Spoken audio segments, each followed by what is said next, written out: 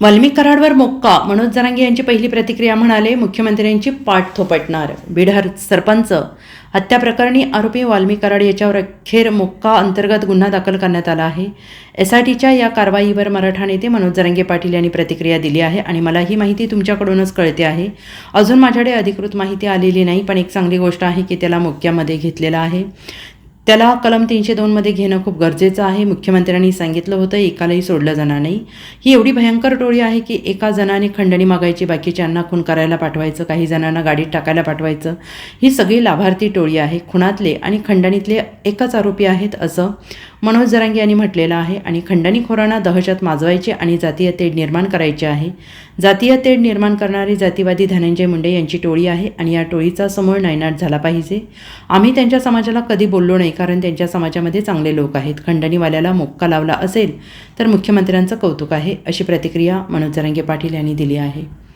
मला अधिकृत माहिती आपल्याकडूनच मिळते. मला अधिकृत नाही माहीत त्याच्याबद्दल, पण लागले असेल तर हे सरकारचं कौतुक करणं गरजेचं आहे आणि केलं पण पाहिजे मुख्यमंत्री साहेबांचं.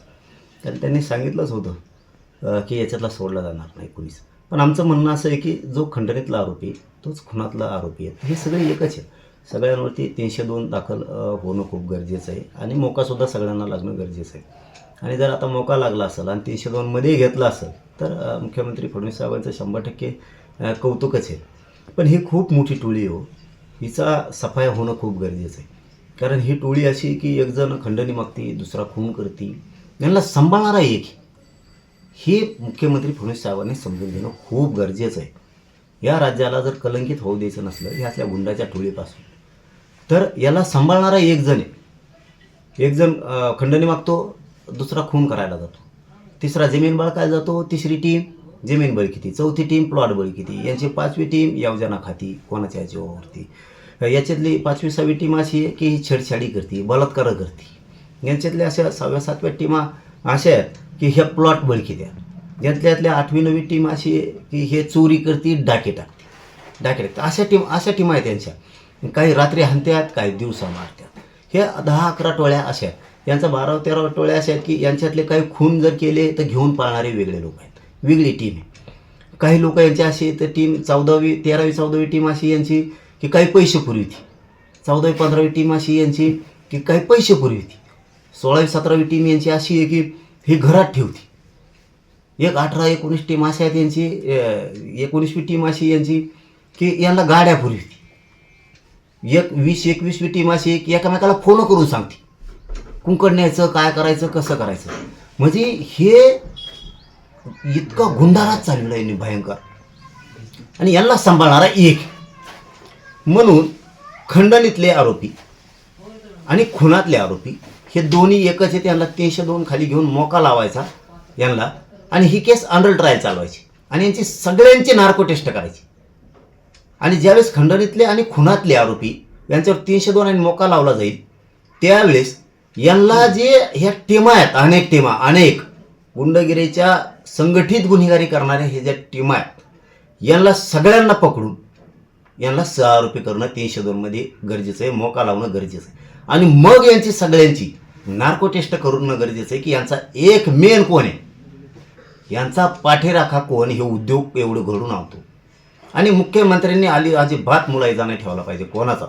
यांनी काय करायला पाहिजे मुख्यमंत्री साहेबांनी की ही सगळी टोळींची नार्को टेस्ट करून यांच्यावर 302 लावून ही सगळी जेलमध्ये सोडून यांचा समोर नायनाट करून टाकला पाहिजे. कारण याच्यातला एक खंडणीतला माणूस हे काय सरकार चालवत नाही आहे, हे सरकार नाही चालली. म्हणून याची दयामाया करायची, याला मध्ये टाकायचं म्हणजे कलंकापासून राज्य वाच. ही राज्य गोरगरीब जनता या राज्यातली टावापुरती न्यायासाठी.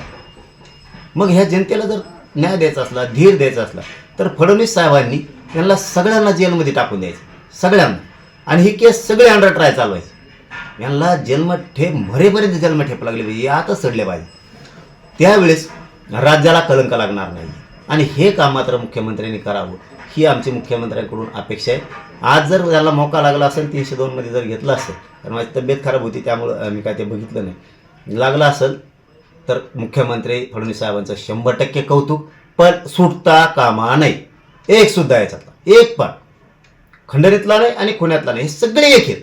आता खंडणीवाल्याने खून करायला लावणं आणि त्यांना पाठीशी घालणं, पाठिंबा देणं म्हणजे काय ते 302 मध्ये नाही का? मग सामूहिक कट त्याने रचला नाही का? मग यांनी कट रचला, ह्यो इकडंच राहिला, खुनं करायला दुसऱ्याला पाठवलं, खंडणी मागायला दुसऱ्याला पाठवलं, तिकडं खुनं करून टाकले. मग ह्यो नाही, असं कसं काय होऊ शकतं? खुनं करणारा ज्यांनी केला ना त्यांना पाठवणारा खंडणीवाला ह्यो मुख्य आरोपी पाहिजे खरं तर. Bureau report SBN Marathi, Jalna.